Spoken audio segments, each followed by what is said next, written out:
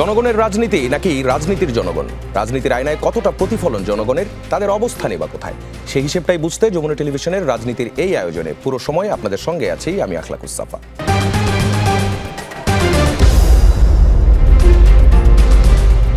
প্রার্থীরা পেলেন পছন্দের মার্কা, কাল থেকেই শুরু হবে প্রচারণা। মার্কাটা কি ধ্বনিতে দিনরাত মুখরিত হতে যাচ্ছে আপনার পাড়া মহল্লার অলি গলি উঠোন। 298 আসনে বিএনপি জোট, জামায়াত জোট, জাতীয় পার্টি, বাম জোট ছাড়াও স্বতন্ত্র মিলিয়ে ব্যালটে লড়ছেন 1967 প্রার্থী।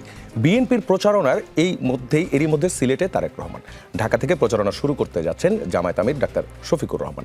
জুলাই অভ্যুত্থানের পর বিশ্বাস ফেরানোর এই নির্বাচনে প্রচারণার মাঠের নানান সমীকরণ নিয়ে আজ আমাদের আলোচনা।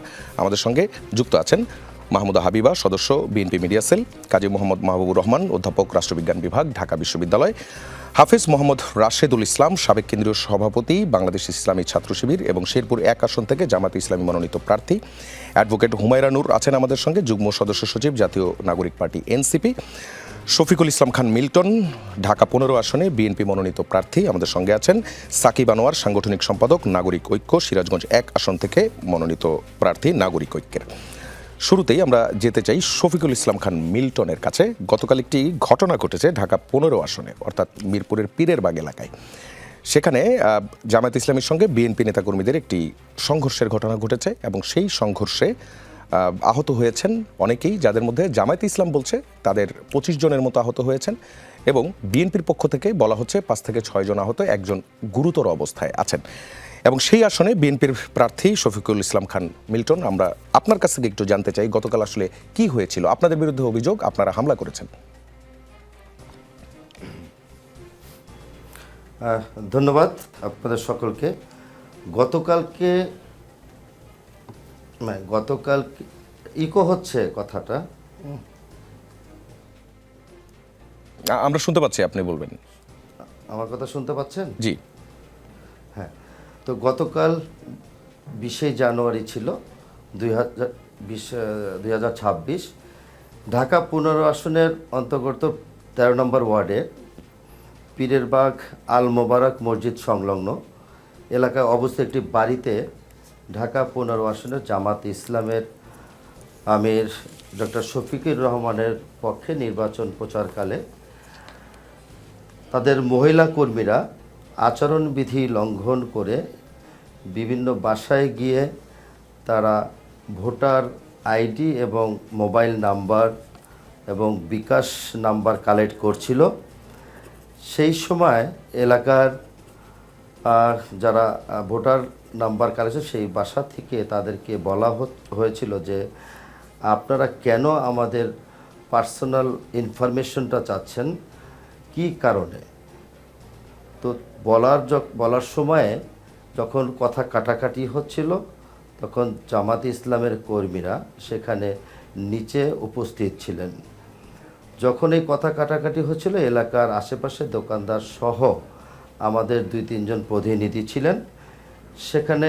তার তর্ক বিতর্কের পরে আমাদের 3 জন এলাকার স্থানীয় নেতৃবৃন্দকে তারা প্রহার করেছে এবং গায়ে হাত দিয়েছে, তারা আহত হয়েছে। পরবর্তীতে দেখা গেছে যেহেতু স্থানীয় নেতৃবৃন্দ, তারা সকল আশেপাশের দোকানদার, পাড়ার মহল্লার মানুষ জড়ো হয়েছে। সেখানে জড়ো হয়ে যাওয়ার পরে সেখান থেকে তারা চলে গেছে। পরবর্তীতে কিছুক্ষণ পরে প্রায় 150 থেকে 200 অস্ত্রধারী, দেশীয় অস্ত্রধারী বহিরাগত ছাত্র শিবিরের ক্যাডাররা আল মোবারক মসজিদের সামনে তারা জড়ো হচ্ছিল। এই সময় এলাকার মানুষ সেখানে উপস্থিত হওয়ার পরে সেখানে মারামারির ঘটনাটি ঘটেছে। তারপরে এলাকার মানুষরা সেখান থেকে, এবং আমি নিজে যখন জানতে পারি তখন সাথে সাথে আমি সেনাবাহিনী এবং পুলিশকে কল করি এবং প্রশাসন সেখানে যথাসময়ে উপস্থিত হয়। পরবর্তীতে সেনাবাহিনীর উপস্থিতিতে তারা নারায়ে তাকবীর বলে স্লোগান দিয়ে তখন তারা পরিবেশকে উত্তেজিত করার চেষ্টা করে। ইতিমধ্যে স্থানীয় এর অধিক মানুষ জড়ো হয় এবং স্থানীয় মানুষ এবং সেনাবাহিনীর উপস্থিতিতে তাদেরকে ধাওয়া করে। তারপরে তারা বিভিন্নভাবে পিটুনি খায়, পিটুনি খেয়ে তারা মসজিদে আশ্রয় নেয়। বিষয়টা হলো এরকম ঘটনা পীরের বাগেরটা। তো আপনারা ওই একই নারী দিনে কর্মীদের কয়েকজনকে আপনারা আটকে রেখেছিলেন, এরকম একটা অভিযোগ বলা হয়। এই অভিযোগটা সম্পূর্ণ ভিত্তিহীন, মিথ্যা। ধাওয়া খেয়ে এলাকার জনগণের কাছে তারা মসজিদে গিয়ে আশ্রয় নেয়। মসজিদে আশ্রয় নেওয়ার পরে সেনাবাহিনীর উপস্থিতিতে মসজিদ থেকে তারা বের হয়ে সেনাবাহিনীর তত্ত্বাবধানে নিয়ে তাদেরকে দেয়। এটা হলো প্রথম কথা। এবং সেনাবাহিনীর উপস্থিতিতে দুই পক্ষের প্রতিনিধিকে নিয়ে সেখানে একটা মীমাংসা করে সেনাবাহিনী তাদেরকে ছেড়ে দেয় এবং তারা এখান থেকে চলে যায়। পরবর্তীতে ওই দিনেই 20 জানুয়ারি পূর্ব কাজীপাড়া আল আসকা মসজিদের সামনে ওখানে একইভাবে জামাত ইসলামের মহিলা কর্মীরা গিয়ে একজনের বাসায় ঢুকে এবং ঢুকে গিয়ে তাদের কাছে একইভাবে জিজ্ঞাসা করা হয়, আপনি এই জায়গার ভোটার কিনা। তখন সে বাসার কর্তা ব্যক্তি তিনি বলেছেন যে আমি এই বাসার ভোটার। তারপরে তার কাছ থেকে এনআইডির কার্ড চাওয়া হয় এবং মোবাইল নাম্বার চাওয়া হয়। এই চাওয়ার পরে ওই মহিলা কর্তার হাজব্যান্ড বাসার অন্য একটি রুমে ছিলেন। এই কথা শোনার পরে তিনি এখানে এসে তার মহিলা কর্মীদেরকে জিজ্ঞাসা করলেন যে আপনি কি কারণে আসছেন। বলল যে জামাতে ইসলামের পক্ষ থেকে এসছি। তখন ভদ্রলোকটির নাম সম্ভবত নজরুল ইসলাম। তিনি বললেন আপনি জামাতে ইসলামের ভোট চেতে পারেন, কিন্তু এখন তো 22 তারিখ শুরু হয়নি, আপনি কেন আচরণবিধি লঙ্ঘন করে আপনি ভোট চাইতে আসছেন? ঠিক আছে, তারপরেও যেহেতু আপনি এসছেন, আপনি একজনের পার্সোনাল ইনফরমেশনটা আপনি কিভাবে চান, তারপর আপনি কিভাবে আমাদের মোবাইল নাম্বারটা চান, কেন চান? এই কথা বলার সাথে সাথে দুইজন মহিলা তাড়াহুড়া করে দৌড় দিয়ে পালিয়ে গেছে এবং একজন ওখানে থেকে তাদের জামাতি ইসলামের কাফরুল থানার আমির, তার নাম আব্দুল মতিন, ওনাকে ফোন দেয়। ফোন দেওয়ার সাথে সাথে ওখান থেকে সে 20-25 জনের ক্যাডার বাহিনী নিয়ে ওই ভদ্রলোককে এসে গায়ে ধাক্কা দিয়ে তার মহিলা কর্মীকে ছিনিয়ে নেওয়ার চেষ্টা করে। ইতিমধ্যেই ওই এলাকার স্থানীয় বাসিন্দারা সেখানে অনেক মানুষ জড়ো হয়ে যায়। জড়ো হয়ে যাওয়ার পরে অনৈতিক কাজের কারণে, আচরণবিধি লঙ্ঘনের কারণে জামাতি ইসলামের আমির কাফরুল থানার আব্দুল মতিন সাহেব প্রকাশ্যে তিনি ক্ষমা চেয়েছেন, এই বলে যে আমরা ভুল করেছি, আসলে এইটা করা ঠিক হয়নি, ভবিষ্যতে আর এরকম কাজ করব না। জি, আমরা ওই ক্ষমা চাওয়ার ভিডিওটাও দেখেছি। আপনি থাকবেন আমাদের সঙ্গে, শফিকুল ইসলাম খান মিল্টন। আমরা যেতে চাই মোহাম্মদ রাশেদুল ইসলামের কাছে। আপনি শুনছিলেন শফিকুল ইসলাম খান মিল্টনের কথা, আপনাদের দিককার বক্তব্যটা শুনতে চাই। এবং আরেকটা বিষয়, সেটি হচ্ছে মানুষের বাড়ি বাড়ি যে নম্বর চাওয়া এবং তাদের আইডি কার্ড চাওয়া, এটা কেন? এটা দিয়ে কি অ্যাচিভ করতে চায় জামায়াত? জি, ধন্যবাদ আপনাকে। আপনার মাধ্যমে আমি মোনা টিভির সাথে যারা যুক্ত আছেন দেশ বিদেশে, বাংলা পাশাপাশি সবাইকে সন্ধ্যায় শুভেচ্ছা জানাচ্ছি। যেমনটি আপনি বলছিলেন যে মিরপুরের পীরেরবাগ আলিমউদ্দিন হাই স্কুল এর পাশে যে গতকালকে ঘটনাটি, আমি বলবো যে এই ঘটনাটি আমার বরাত থেকে বলার চেয়েও বেশি গুরুত্ব দেওয়া উচিত যে সংবাদপত্র নিজেরাই কি সংবাদ ছেপেছেন সে বিষয়টা আগে দেখলে বেশি ভালো হবে আমাদের।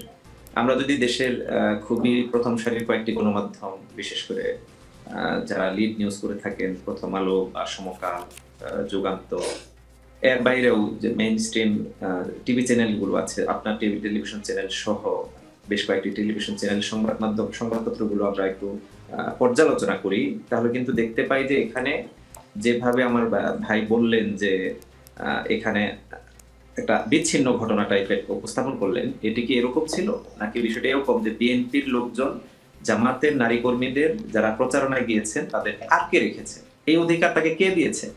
এরপর তিনি বলেছেন যে তারা আচরণ বিধি লঙ্ঘন করার কারণে আটকে রেখেছেন।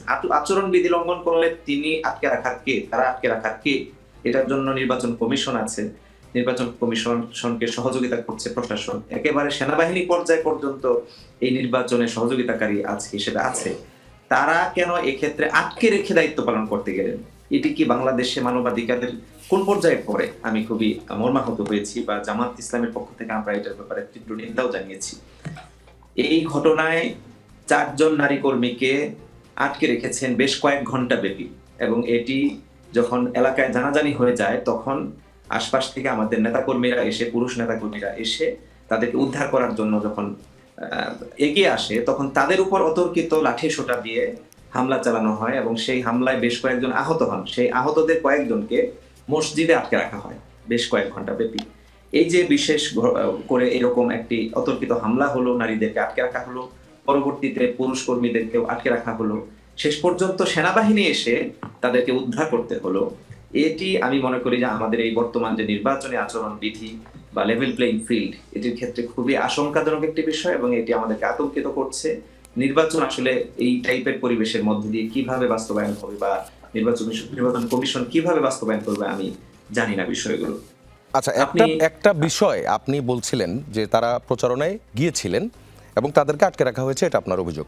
তো তারা যে প্রচারণায় গেলেন, এই প্রচারণা যখন শুরু হয়নি, এবং সেখানে যে তারা ভোটারদের তথ্য নিলেন এবং তাদের ফোন নম্বর কালেক্ট করার চেষ্টা করলেন, যেই বাড়িতে গিয়েছিলেন সেই বাড়ির মালিক, তারও একটা বক্তব্য আমরা শুনছিলাম, তিনি এটাই বলেছিলেন, এবং তিনি এটাও জিজ্ঞেস করেছেন যে আপনারা ফোন নম্বর দিয়ে কি করবেন। তখন তারা বলেছেন যে আপনার কাছে একটা মেসেজ যাবে। আপনারা আসলে এগুলো কেন করছেন, এটা কেন করেছেন? শেরপুর একে আপনারা শুনে কি এরকম আপনারা ভোটারদের তথ্য এবং ফোন নম্বর সংগ্রহ করেছেন? আমার কথাটা শেষ করতে দেন, আমি বলে শেষ করি। সেটি হচ্ছে যে তারা নির্বাচনী প্রচারণায় গিয়ে কি করেছে, কি প্রচার করেছে, সেটা তো আপনাকে আগে ফাইন্ড আউট করতে হবে। আমরা বর্তমানে যখন তফসিল ঘোষণা করা হয়েছে, তারপর থেকে এই আগামীকাল 22 তারিখ তার আগ পর্যন্ত আমাদের কেন্দ্রীয় সংগঠনের নির্দেশনা হচ্ছে আমরা গণভোটের প্রচারণায় যাব, হা ভোটের প্রচারণায় যাব, এবং সেই কাজটি কিন্তু চলছিল। তো ওটার জন্য মোবাইল নম্বর লাগবে কি জন্য, যেটাকে বলা হচ্ছে বিকাশ নম্বর, সেটা কেন লাগবে? হানা ভোটের প্রচারণের জন্য সেটা কেন লাগবে? জি, আমার কথা শেষ করতে দেন। বিকাশ নাম্বারের ঘটনাটি আমার ভাই বলেছেন, এটি আমি জানি না এরকম কোনো ঘটনা, বা এরকম কেউ এলাকাবাসী কেউ টেলিভিশন চ্যানেলকে বলছেন কিনা, কোনো সংবাদ মাধ্যম। ওই বাড়ির মালিক নিজেই বলেছেন, আমাদেরকেই বলেছেন। জি, ওই বাড়ির মালিক তিনি নিজেই বলেছেন, যেই ঘরে আটকে রাখা হয়েছে বলা হচ্ছে, ওই বাড়ির যে মালিক তিনি নিজেই বলেছেন যে কি হয়েছিল। তিনি বলেছেন ফোন নম্বর চেয়েছে। এরকম ঘটনার ব্যাপারে আমি বিস্তারিত জানি না, এই জন্য আমি বলতে পারছি না, বাট এরকম নির্দেশনা বা এরকম কার্যক্রম আমাদের কর্মীদের দ্বারা ঘটেছে, এটি আমি মনে করি না আর কি। আমরা যে বিষয়টি নিশ্চিত করছি যে আমরা গণভোটের জন্য ক্যাম্পেইনে গিয়েছি, এবং সেই সাথে ভোটার কানেকশন যেটা আর কি, পার্সোনাল কানেকশন যেটা, সেটা নিশ্চিত করার জন্য আমাদের এই প্রচারণাগুলো চলছে। তো সেই জায়গায় আমি জানতে চাই আবারও আমার ভাইয়ের কাছে যে আচরণ বিধি লঙ্ঘনের দায়িত্বটা উনি কেন নিবেন? উনি কেন একজনকে আটকে রাখবেন? আইন শৃঙ্খলা রক্ষাকারী বাহিনীর দায়িত্ব কেন তিনি নিবেন? আইন কেন তিনি কাঁধে তুলে নিলেন? এই জবাবটা ওনার কাছে আমি চাই। এবং আমি মনে করি যে মোবাইল নাম্বার দেওয়া বা বিকাশ নাম্বার দেওয়া, এই বিষয়গুলো সম্পর্কে আমাদের নেতাকর্মীরা কেউ এখন পর্যন্ত আমাদেরকে নিশ্চিত করেন নাই। বাকিটা হয়তো আরো ঘাটাঘাটি করলে বের হবে। জি, আপনাকে ধন্যবাদ। থাকবেন আমাদের সঙ্গে। কাজী মোহাম্মদ মাহবুবুর রহমানের কাছে যেতে চাই। আপনি নিজেও দুপক্ষের বক্তব্য শুনলেন একটি ঘটনাকে কেন্দ্র করে, এবং যেই অভিযোগগুলো পাল্টাপাল্টি বলা হয়েছে, তার মধ্যে আমরা প্রচারণার মাঠ আগামীকাল থেকে শুরু হচ্ছে আনুষ্ঠানিকভাবে প্রচারণা। এই প্রচারণার এই সময় এই ধরনের যে ঘটনাগুলো, সেটি রাজনৈতিক পরিস্থিতিকে যে সহিংস করে তুলছে কিনা, অথবা কোনো শঙ্কা আছে কিনা, তা মোকাবেলা করার প্রস্তুতি কতটুকু? আপনাকে ধন্যবাদ। বিষয়টা হলো, আমরা তো যারা এই 5 আগস্টের লড়াইটা করেছেন, বা এর আগে যে 15 বছর লড়াই করেছেন, তাদের ক্ষেত্রে কিন্তু যারা ভোটের জন্য, ভোটের দাবিতে, ভোটাধিকারের দাবিতে, নাগরিক অধিকারের দাবিতে লড়াইটা করেছেন, তাদের মধ্যেই আমরা এই অবস্থানটা দেখলাম। তো এখন যদি অভিযোগটা কি, এই অভিযোগটা কিন্তু ক্লিয়ারলি স্পষ্ট করা সম্ভব যে এটা আসলে কি কারণে ঘটেছে। দুই পক্ষের বক্তব্যের মধ্যে কিন্তু পার্থক্য আছে। এখন এটার জন্যই তো নির্বাচন কমিশনে গিয়ে যদি ওনারা অভিযোগ নাও করে থাকেন, তারপরেও কিন্তু নির্বাচন কমিশন এই বিষয়টা একেবারে ভবিষ্যতে যেন অন্যান্য জায়গাগুলোতে এই প্রধান দুই প্রতিদ্বন্দ্বীর মধ্যে কোনো ধরনের সহিংস ঘটনা না ঘটে, বা এর মাধ্যমে কোনো ধরনের এমন কিছু না হয় যেটার ফলে আমরা আরো খারাপ পরিস্থিতিতে পড়তে পারি। কিন্তু এখন পর্যন্ত কিন্তু আমি সেই জায়গাটা থেকেই মিস করছি যে নির্বাচন কমিশনকে ইনভলভ হতে হবে। সবসময়ই সে মানে কেউ তার কাছে প্রতিকার চাইলেই ইনভলভ হবে তা না। নির্বাচন কমিশনের কাজ হলো পুরো মানে নির্বাচনী ব্যবস্থাটার মধ্যে ক্যাম্পেইন, বিশেষ করে ক্যাম্পেইনকালীন সময়, যেহেতু আমাদের এই সময়টা খুব বেশি রিস্কি টাইম, ক্যাম্পেইনকালীন সময় ভোটের দিনও অবশ্যই রিস্কি টাইম। তারপর ভোটের দিন তো সব ধরনের সিকিউরিটি এজেন্সি থাকে, কিন্তু ক্যাম্পেইনকালীন সময় সব জায়গায় সিকিউরিটি এজেন্সি দেওয়া সম্ভব না। এটার ক্ষেত্রে শুধুমাত্র নির্বাচন কমিশন যদি প্রত্যেকটা ঘটনাকে আলাদা আলাদাভাবে এগুলো কনভিনেন্স এবং এই অনুযায়ী রাজনৈতিক দলকে সতর্ক করে, নিশ্চয়ই কারো না কারো এখানে ভুল আছে, সেই ভুলটা যদি অ্যাড্রেস করে নির্বাচন কমিশন, সে অনুযায়ী যদি ব্যবস্থা নেয়, আইনগত ব্যবস্থা নিতে পারে, তাহলে কিন্তু পরবর্তীতে এই সমস্যাগুলো আর ঘটে না। এখন একমাত্র সুযোগ হলো আপনাকে নির্বাচন কমিশনের মাধ্যমে কাজ করানো। আমরা দেখতে পাচ্ছি যে নির্বাচন কমিশনকে আমরা এই হলফনামা থেকে শুরু করে পরবর্তী সময়ে যে মানে যে আপিল পর্ব ছিল, সেই পর্বগুলোতে দেখেছি কিন্তু নানান অভিযোগ নানানভাবে আসতেছে। এটা আসলে নির্বাচন কমিশনকে তার দক্ষতা দেখাতে হবে, এইটাই হলো তার পরীক্ষার মূল সময়। এই আগামী নির্বাচন 12 তারিখের আগ পর্যন্ত, যে সে 12 তারিখ কি করবে, সেটা যত বেশি সে শো করতে পারবে, যত বেশি দেখাতে পারবে, যত বেশি তার স্ট্রেংথ দেখাতে পারবে, তত বেশি কিন্তু হবে। আপনি দেখেন, এখানে আরেকটা কথা আপনাকে বলি, আমাদের রাজনৈতিক দলগুলোরও কিন্তু একটা দায়িত্ব আছে এখানে, শুধু নির্বাচন কমিশনকে দায়িত্ব দিলেই হবে না, কারণ টোটাল প্রসেসের মধ্যে সকল অ্যাক্টর মিলেই কিন্তু নির্বাচনটা। 5 আগস্টের যে কমিটমেন্ট বা গত 15 বছরের কর্তৃত্ববাদ বিরোধী লড়াইয়ের যে কমিটমেন্ট, সেই কমিটমেন্টের জায়গা কিন্তু ভোটাধিকারকে সম্পূর্ণ মানে ব্যক্তির পর্যায়ে রাখা, এটা কিন্তু কোনোভাবে প্রভাবিত না করা, কোনোভাবে এটাকে মোটিভেট না করা, ম্যানিপুলেট না করা। ম্যানিপুলেশন মানি এই না, আমাদের ধারণা মানে ম্যানিপুলেশন মানি হলো নির্বাচনের দিন ভোট কারচুপি করা, এটা কিন্তু শুধু ম্যানিপুলেশন না। আমি এখন রিসেন্টলি বলা শুরু করেছি যে এক ধরনের ডিজিটালাইজেশনের মাধ্যমে কিন্তু ইঞ্জিনিয়ারিং করা যায়, সেই ইঞ্জিনিয়ারিংটা হয়তো বৈধ, অবৈধ না। এবং এটা কিন্তু আমরা দেখেছি ব্রেক্সিটের ক্ষেত্রেও হয়েছিল, এবং এই ক্ষেত্রে একটা মুভিও তৈরি হয়েছে, ব্রেক্সিট অ্যান্ড আনসিভিল ওয়ার। তো আমরা এটা দেখেছিলাম ব্রেক্সিটের মানে যে মানে প্রভাবটা কত বেশি পড়েছে, যে ব্রেক্সিটের যে ধরনের রায় আসার কথা ছিল, এক্সপেক্টেড ছিল, তার উল্টা কিন্তু রায় আসছে শুধুমাত্র ডিজিটাল ইঞ্জিনিয়ারিং কারণে। বাংলাদেশেও দেখেন আপনি এখন ডিজিটাল প্রচারণা কিন্তু মারাত্মক ধারণ করেছে, তো সেটা যদি মানে বৈধভাবে হয়েও কিন্তু অপব্যবহার হতে পারে। তো এইটাও নির্বাচন কমিশনকে দেখতে হবে। যে সকল বিষয়গুলো আলোচনা আসছে এখানে কিন্তু নানা ধরনের ডিজিটালাইজেশনের এক ধরনের ইঙ্গিত আছে, আবার আপনার আমাদের সেই অ্যানালগ প্রকৃতির নানান ব্যাপার আমরা দেখলাম, সহিংসতা কিন্তু এক ধরনের হয়েছে, নিচের লেভেলের হলেও খুব বেশি মানে খারাপ পরিস্থিতি না গেলেও কিন্তু একটা হয়েছে। তো আপনি দেখেন পুরাতন সেই সহিংসতার ধরন কিন্তু রয়ে গেল, আবার আপনার যেই প্রক্রিয়ার সাথে ইনভলভ করে রাজনৈতিক দলগুলোকে অভিযুক্ত করা হচ্ছে, সেখানে কিন্তু এক ধরনের ডিজিটালাইজেশনের মানে একটা ইঙ্গিত আছে। ডিজিটালাইজেশনের বিষয়টা নিয়ে আমরা পরের অংশে আরো বিস্তারিত কথা বলবো। কাজী মোহাম্মদ মাহবুবুর রহমান, আমরা একটু সাকিব আনোয়ারের কাছে যেতে চাই। সাংগঠনিক সম্পাদক, নাগরিক ঐক্য, সিরাজগঞ্জ 1 আসন থেকে নাগরিক ঐক্যের মনোনীত প্রার্থী। যদিও আমরা গতকাল পর্যন্ত বিএনপি জোট মনোনীত বলতাম, আজ বলতে হচ্ছে, কারণ মাহমুদুর রহমান মান্না সহ আপনাদের যে 11টি আসন, সবগুলো আসন থেকে আপনারা বিএনপির শরিকের জায়গা থেকে আপনারা বেরিয়ে এসেছেন। বেরিয়ে এসে আপনারা আলাদা নিজেদের পরিচয় নির্বাচনটা করছেন। বিএনপির সঙ্গে এই বিচ্ছেদটা কেন হলো শেষ মুহূর্তে এসে? ধন্যবাদ। দুটো জায়গায় একটু কারেকশন দরকার। একটা হলো আমি নাগরিক ঐক্যের কেন্দ্রীয় কমিটির যুগ্ম সাধারণ সম্পাদক। জি, দুঃখিত। আরেকটা হলো বিএনপি থেকে বা বিএনপি জোট থেকে বের হয়ে এসে আমরা এখন নির্বাচনে অংশ নিচ্ছি, ব্যাপারটা আসলে এমন না। কারণ এখানে মিটন ভাই আছেন, তিনি নিশ্চয়ই বলতে পারবেন, বিএনপি তো এবার আসলে কোনো জোটের মধ্যে যায় নাই। বিএনপির সাথে যারা আমরা যুগপৎ আন্দোলনে ছিলাম, যুগপৎ আন্দোলনের শরীরদের কিছু কিছু আসন সমঝোতার কথা ছিল এবং সমঝোতা হয়েছে কিছু কিছু আসলে। ইনফ্যাক্ট মাহমুদুর রহমান মান্না দলের সভাপতি, তার 2 আসনে তার নাম ঘোষণা করা হয়েছিল বিএনপির পক্ষ থেকে। বিএনপি মহাসচিব মির্জাফর হোসেন আলমগীর ঘোষণা করেছিলেন যে সেখানে বিএনপি মাহমুদুর রহমান মান্নাকে সমর্থন দেবে, যদিও পরবর্তীতে বিএনপি তাদের প্রার্থী সেখানে দিয়েছে। ফলে কোন জোট যেহেতু গঠনই হয়নি, ফলে কোন জোট থেকে বের হয়ে যাওয়ার প্রশ্ন আসলে আসছে না। বিষয়টা হলো যে যাদের সাথে সকল রাজনৈতিক দলের ক্ষেত্রে বিএনপি কোনো আসন ছাড় দিয়েছে বা কোনো আসনে তাদের প্রার্থী দেয়নি, তাদের সাথে একটা সমঝোতার জায়গা তৈরি। কিন্তু আমাদের দলের সভাপতি মাহমুদুর রহমান মান্না যে 2টো আসন থেকে তিনি মনোনয়ন সংগ্রহ করেছেন, যিনি নির্বাচন করবেন, প্রার্থী রয়েছেন, ঢাকা 18 এবং বগুড়া 2, 2টো আসনে বিএনপির নিজস্ব প্রার্থী রয়েছে। বাকি আমাদের যে আরো 10টি আসনে আমরা যারা প্রতিদ্বন্দ্বিতা করবো, আমাদের প্রত্যেকটি আসনেই বিএনপির প্রার্থী রয়েছে। মানে এই প্রার্থীদেরকে সরানোর বিষয়ে বিএনপির সঙ্গে আপনাদের কোনো আলোচনা, শেষ মুহূর্তেও কোনো আলোচনা হয়নি? মানে শেষ পর্যন্ত আলোচনা বলতে কি, আমরা তো আসলে এখনো আলোচনার মধ্যে আছি।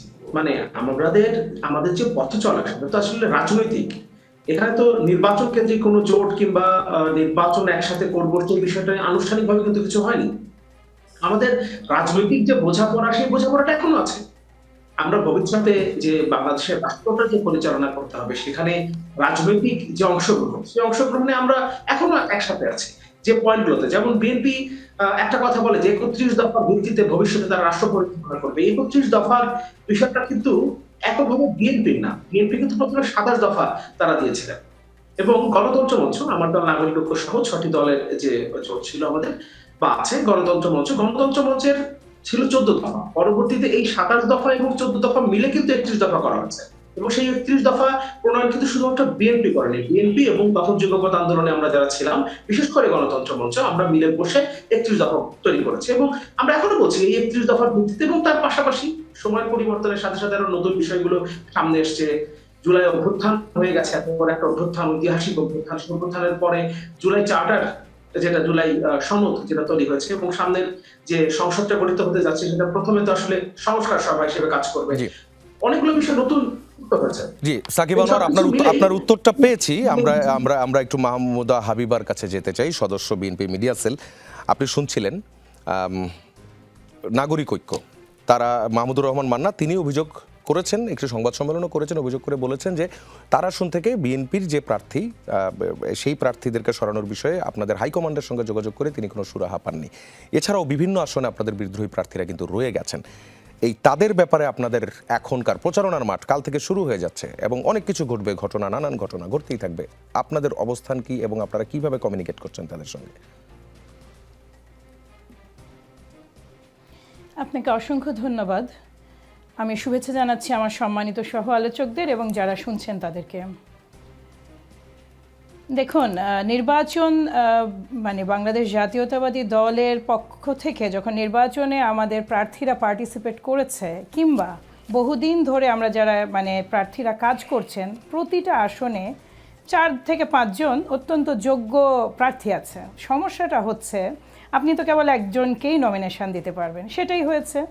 এবং অধিকাংশ ক্ষেত্রে যেটা হয়েছে, মানে আমাদের প্রার্থীরা মেনে নিলেও দেখা যাচ্ছে যে বেশ কিছু প্রার্থী এটা মেনে নিতে পারেননি এবং পারছেন না। স্বতন্ত্র হিসেবে দাঁড়িয়েছেন, এমনকি ধরেন স্বতন্ত্র হিসেবে দাঁড়াননি কিন্তু নিষ্ক্রিয় ভূমিকা পালন করছেন। এই ধরনের ঘটনা আছে। যুগপৎ আন্দোলনরত যে দলগুলো, যাদেরকে আমরা আসন ছেড়েছি, সেই জায়গাগুলোতেও নানা ধরনের ক্ষোভ বিক্ষোভ এগুলো চলছে।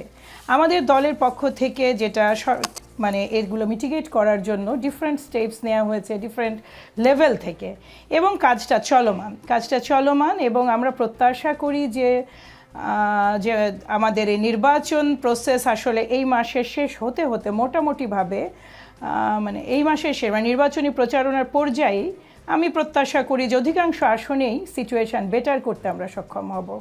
দেখুন, যেটা মানে আমাদের স্ট্র্যাটেজি, পলিটিক্যাল দলীয় স্ট্র্যাটেজি, ওটা তো অনেক ইন্টারনাল এবং আরও অনেক বিষয়ও আছে।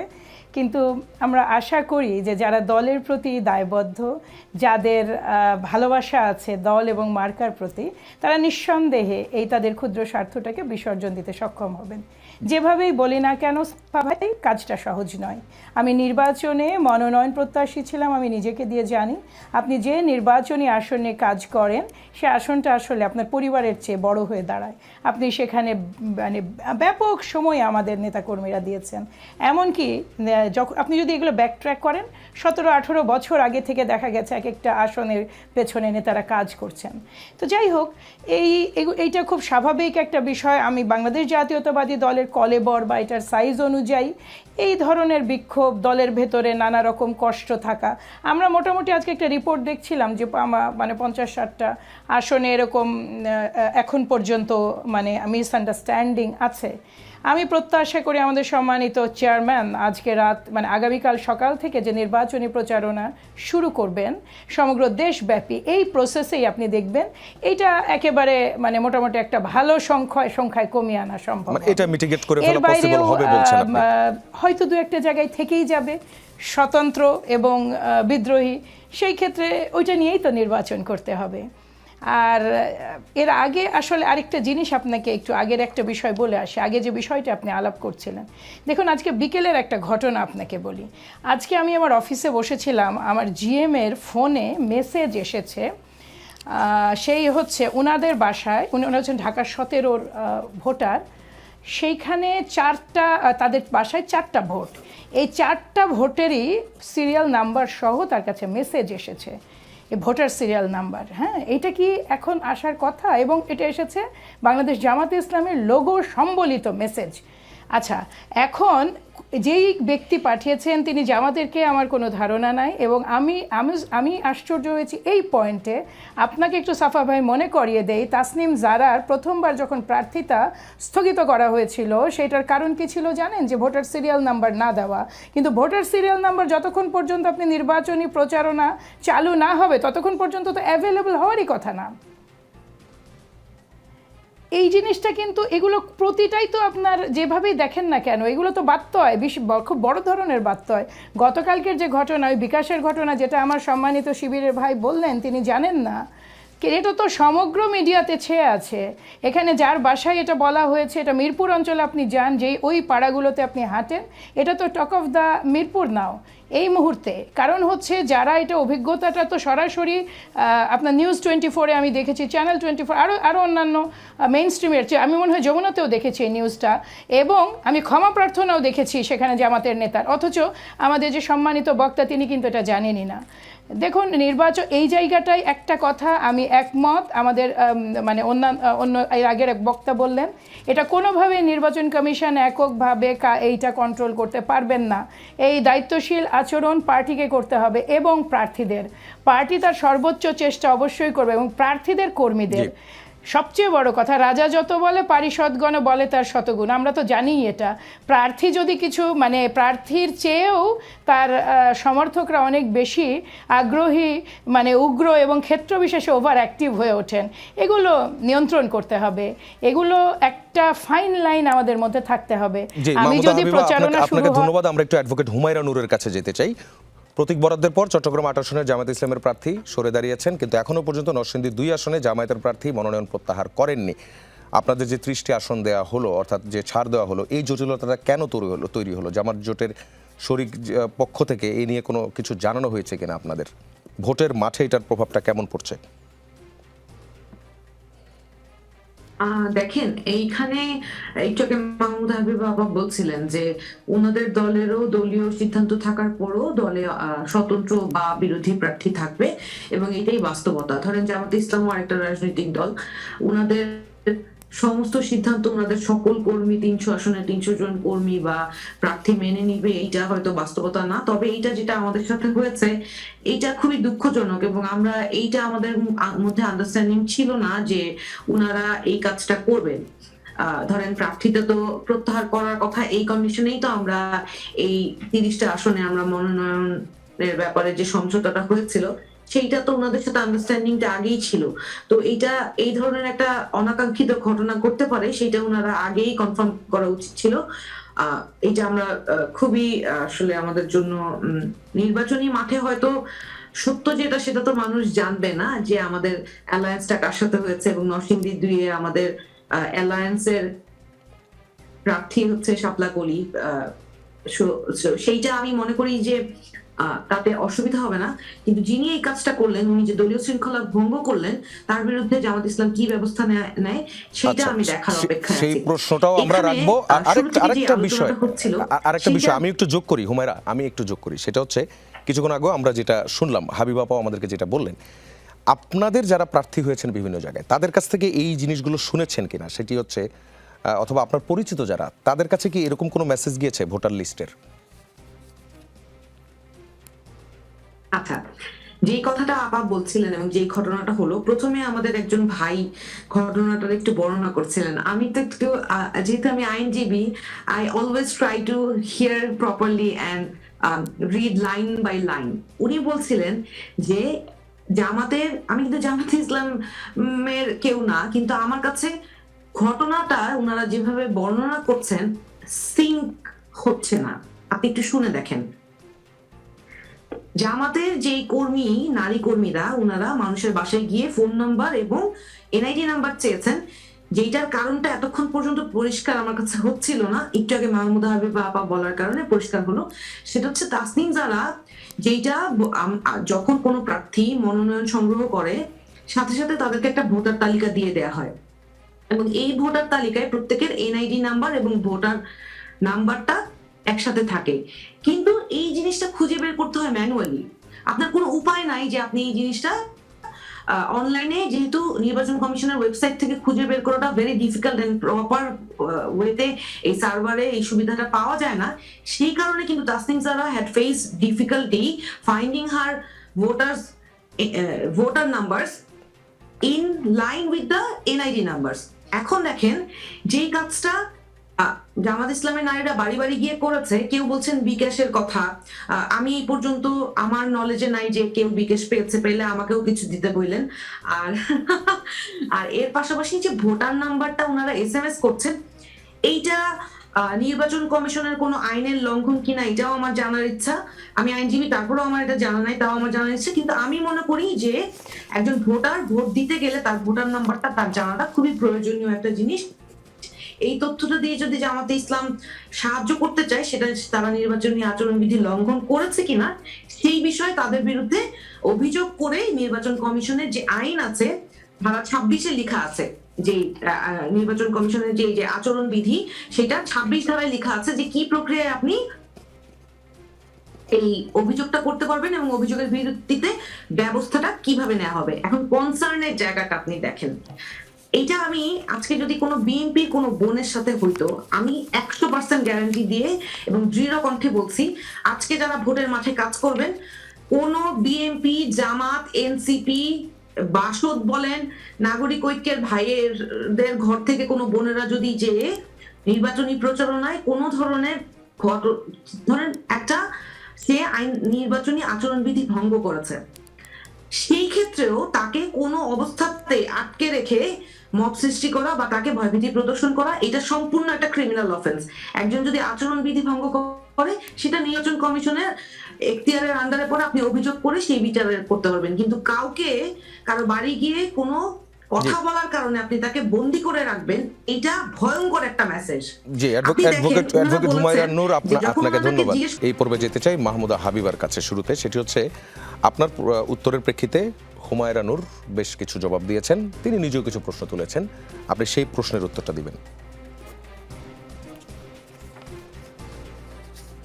দেখুন, হুমায়রা নূর যেটা, উনি একজন অ্যাডভোকেট, উনি যেহেতু তার নিজেরও পরিষ্কারভাবে জানা নাই যে এই মানে নির্বাচনের আগে, মানে 22-এর তারিখে যে প্রচারণা শুরু হবে তার আগে এই ধরনের আপনি ভোটার সিরিয়াল সহ ভোটার নাম্বারটা দিয়ে মানে পৌঁছে দিতে পারেন কি না প্রার্থীর কাছে, এটা নিয়ে আসলে তাহলে ডাউট একটা থেকেই যায়। যেহেতু আমি আইনজীবী নই, কিন্তু আমি যতটুকু জানি ডিফারেন্ট জায়গায় যতটুকু নির্বাচনী কাজ করার আমার সুযোগ হয়েছে, তাতে খুব সুস্পষ্টভাবে আমাদের মানে প্রার্থীরা বিরত আছেন এই কাজটা থেকে। এবং আমি ভিন্ন জায়গায়, কেবল ঢাকায় নয়, অন্যান্য জায়গায় প্রার্থীদের সাথে কাজ করেছি, তারা প্রত্যেকেই এই পয়েন্টটায় মানে তাদের বর্ডার লাইনটা মেনটেন করছেন। কাজেই আমার জানা মতে এটা নির্বাচনী আচরণবিধির লঙ্ঘন। এরপরও এটা আরও একটু নিঃসংশয় মানে হতে হবে, এটা 100% নিশ্চয়তা দিয়ে বলতে পারছি না। আরেকটা জিনিস দেখুন, যে কোনো ক্ষেত্রে মব আটকে রাখা, এগুলো কোনোটাই মানে আমরা কেউই পক্ষে নই, নারী বলুন আর পুরুষ বলুন। আর নারীর ক্ষেত্রে তো এটা আরও একটু সেন্সিটিভ বিষয়। কিন্তু বিষয়টা হলো যে একটা বিষয়কে ঢেকে দেওয়ার জন্য আপনি যখন আপনার টিভিতেই এই যে আপনাদের সাথেই যেই বাড়িতে তিনি গিয়েছেন, যারা গিয়েছেন আর কি, মানে আপনার ওই ভোটার ডিটেলস জানার জন্য, তারা তো ভোটার আইডি কার্ড আর কেবল চাননি, তারা তো ফোন নাম্বারও চেয়েছেন। তো এই ফোন নাম্বারের আসলে এটার সাথে কানেক্টিভিটিটা কি? এইটা কি এই মেসেজ পাঠানোর জন্য, বা বিকাশের কথাটা যেটা আসছে, এটা তো আপনার ওপেন এবং ওপেন। এখন পর্যন্ত বিকাশে কারো কাছে টাকা গিয়েছে, এই যে এমএফএস সার্ভিসের মাধ্যমে কারো কাছে টাকা গিয়েছে, এমন কোনো প্রমাণ আছে হাবিবা, মাহমুদা হাবিবা? এবং আমি আবার অ্যাড করি আপনার সাথে, দেখুন আমি সরি সাফা ভাই, আপনার কোশ্চেনটা মিস করে গেছি। আমার কোশ্চেনটা ছিল, মাহমুদা হুমায়রাও, আমাদের এই হুমায়রা নূরও এই প্রশ্নটা করেছেন, সেটা হচ্ছে এখন পর্যন্ত বিকাশে টাকা গিয়েছে এমন কোনো ঘটনা পেয়েছেন কিনা? আপনি আবার কিনা? বোধহয় কোনো কোশ্চেন করেছেন। না আমার আসলে আমি যেটা দেখেছি মেইন স্ট্রিম মিডিয়াতে, যেই নিউজ 24-এ দেখেছি, আমি যমুনা টিভিতে দেখেছি, যাদের সাথে ঘটেছে তারা এটা বলেছেন। কাজেই এইটার আমার এইটুকুই হচ্ছে আমার অভিজ্ঞতা। মেসেজ নিয়ে ওইটা আমার অভিজ্ঞতা আপনাদের সাথে আমি অলরেডি শেয়ার করেছি। বিষয় হচ্ছে যে আচরণবিধি সেটা তার পক্ষ থেকে লঙ্ঘিত হোক আর আমাদের পক্ষ থেকে লঙ্ঘিত হোক, যেই অফেন্সের কথা হুমায়রা বলছেন, আপনাকে একটা জিনিস এখন বিবেচনায় আনতে হবে যে এখন নির্বাচনের সময় একই সাথে আইন শৃঙ্খলা, কিন্তু দেশের আইন শৃঙ্খলা পরিস্থিতি কিন্তু অত্যন্ত নাজুক। এই পরিস্থিতিতে ধরুন যে কোনো ক্ষেত্রে সব পরিবারের পক্ষে কিন্তু খুব ওয়েলকাম করা সম্ভব হয় না এই যারা ভোট চাইবেন। বিশেষ করে ভোটের যদি 22 তারিখ থেকে প্রচারণার সময় হয়ে যায় তখন কিন্তু একটা মানসিক প্রস্তুতি থাকে। কাজে এই জায়গাটা আটকে রাখার আমি অবশ্যই বিপক্ষে। তারা আচরণবিধি লঙ্ঘন হয়েছে সেখানে জানিয়ে দেবেন, কিন্তু একই সাথে এই যে আপনার যারা উদ্ধার করতে আসলেন, আপনি বোধহয় ভদ্রলোক বাড়িওয়ালার কথা শুনেছেন, তাকে কিন্তু ধাক্কাধাক্কি করা হয়েছে। এমনও তো হতে পারে যে তিনি আইডেন্টিটি কনফার্মেশনের জন্যই তাদেরকে আটকে রেখেছেন, এটাও তো হতে পারে। আমি আসলে এটা জানি না, কিন্তু হাবিবা আপা, আমরা আবার একটু হুমায়রা নূরের কাছে যেতে চাই। এটা নিশ্চিত। হুমায়রা, কিন্তু জি, আমার প্রশ্নে আপনি কাউন্টার বলতে পারেন মাহমুদা হাবিবা যা বললেন।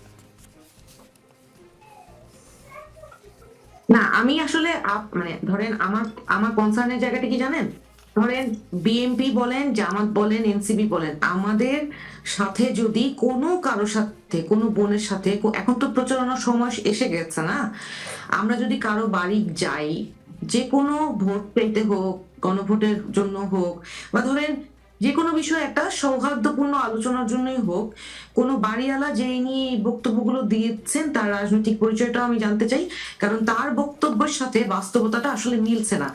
একজন মানুষের বাড়িতে যদি ওই মহিলাদেরকে আটক করে না রাখা হয়, তাহলে বাইরে থেকে লোক এসে তার বাড়িতে ধাক্কাধাক্কি করে কেন তাদেরকে উদ্ধার করার চেষ্টা করবে এবং ওই নারীরা কেন দৌড়ে বেরিয়ে যাবে?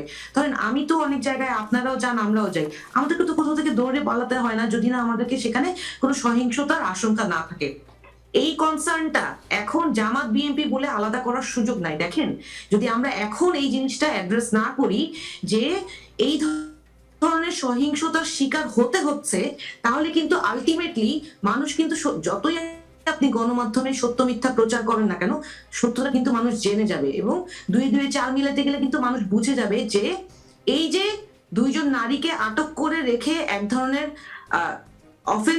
ক্রিমিনাল অফেন্স করা হয়েছে এবং তাদেরকে উদ্ধার করতে গিয়ে যারা গিয়েছে তাদেরকেও মারধর করা হয়েছে এবং এইটার পাল্টাপাল্টি দুই পক্ষের মধ্যেই মারামারি হয়েছে।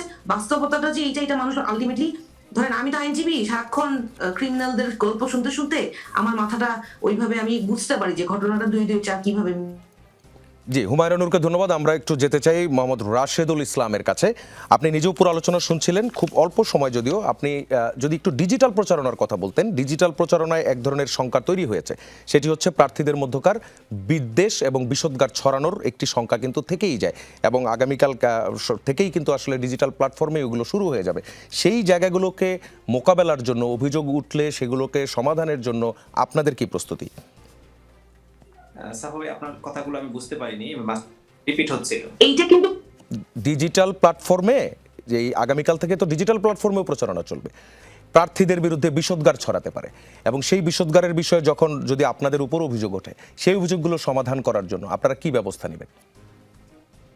আইনের প্রতি শ্রদ্ধাশীল থাকবে। এট ফার্স্ট, নির্বাচনী আচরণ বিধি যা আছে তা প্রথমত নিজে মানার জন্য উদ্যোগ নিয়েছি আমি।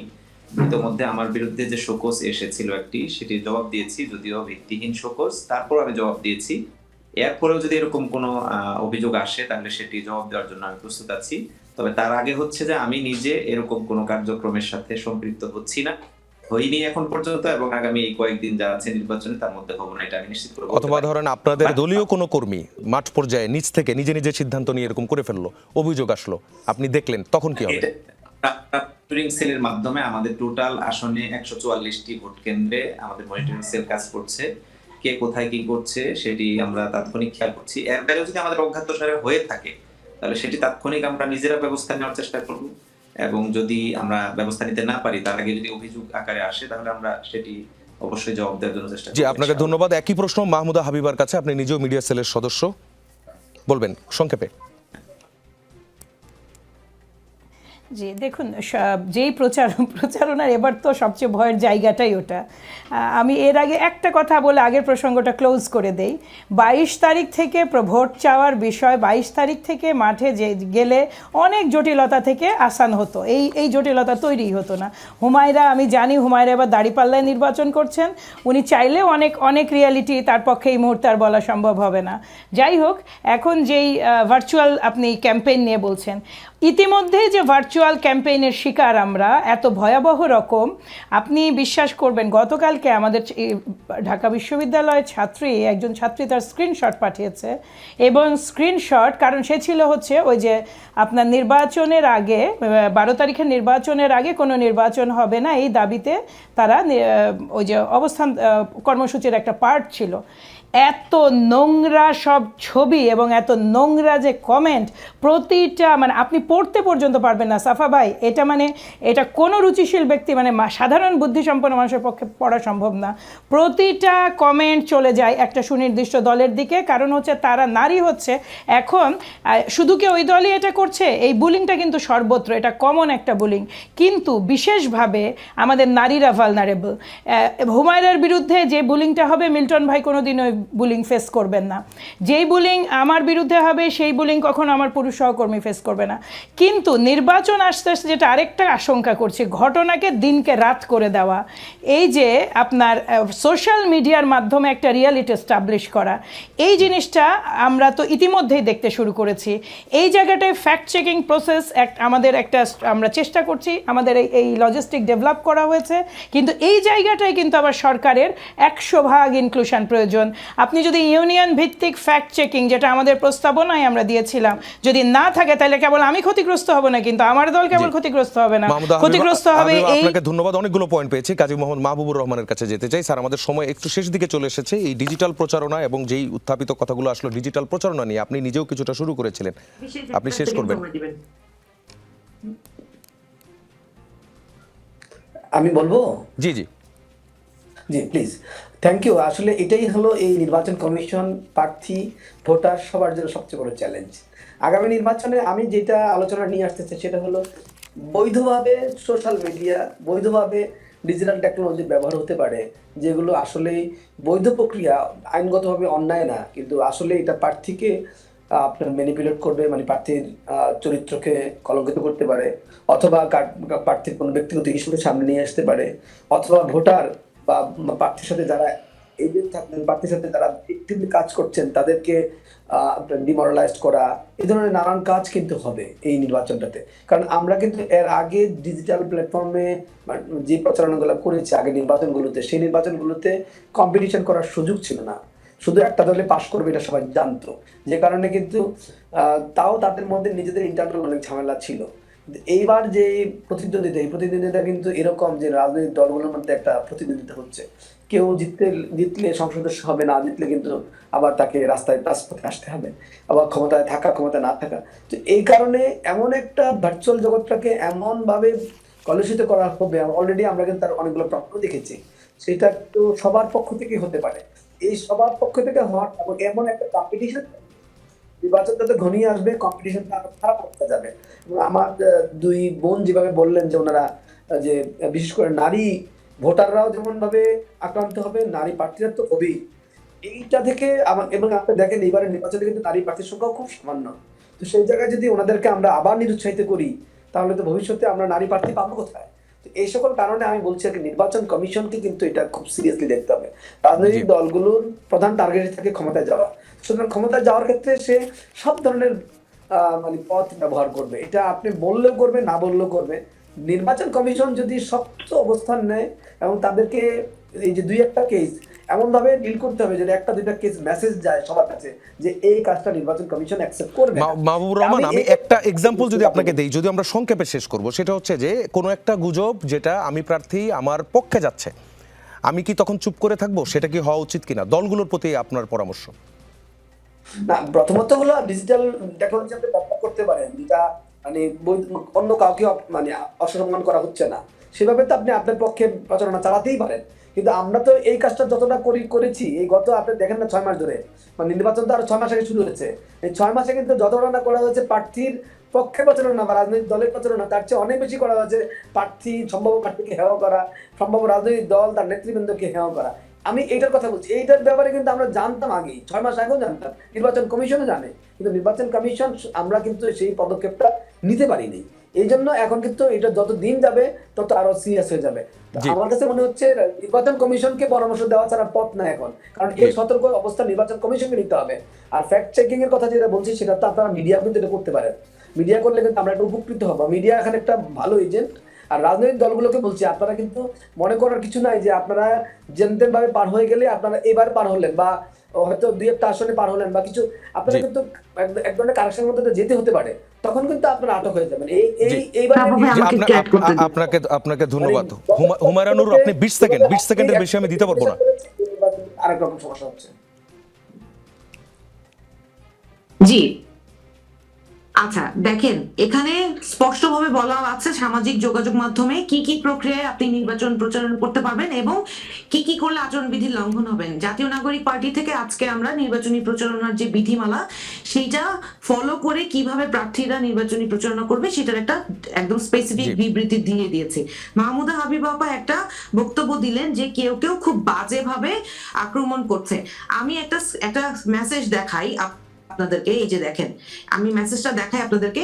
ওনাদের দলের ছাত্র দলের এক কর্মী গতকালকে আমি টক শোতে যেয়ে, যমুনা টিভি টক শোতে যেয়ে কথা বলার কারণে আমাকে মেসেজ পাঠিয়েছে যে কিরে বান্দি টক শোতে যায় বেয়াদবি করস কেন, এবং আমার মা বাবা তুলে গালিগালাজ করছে। আমি অত্যন্ত অবাক হইলাম যে একটা শিক্ষিত ছেলে যে ছাত্রদল করে, আমার পরিবারেও বিএনপির রাজনীতি করা মানুষ আছে, আমি বিচার দিলাম মাহমুদা আপার কাছে যে এইটা একটা নতুন ঘটনা না, এটা নিত্যদিন আমি এই ধরনের গালাগালি এবং জীবনের হুমকি আমি পেয়ে থাকি। শুনলাম এবং অবশ্যই এটা একটা আনএক্সপেক্টেড ঘটনা। এই মুহূর্তে মাহমুদা হাবিবা আপা আমাদের সাথে নেই, আমি অবশ্যই আপনার এই যে কনসার্নটা সেটা মাহমুদা হাবিবার কাছে পৌঁছে দেব।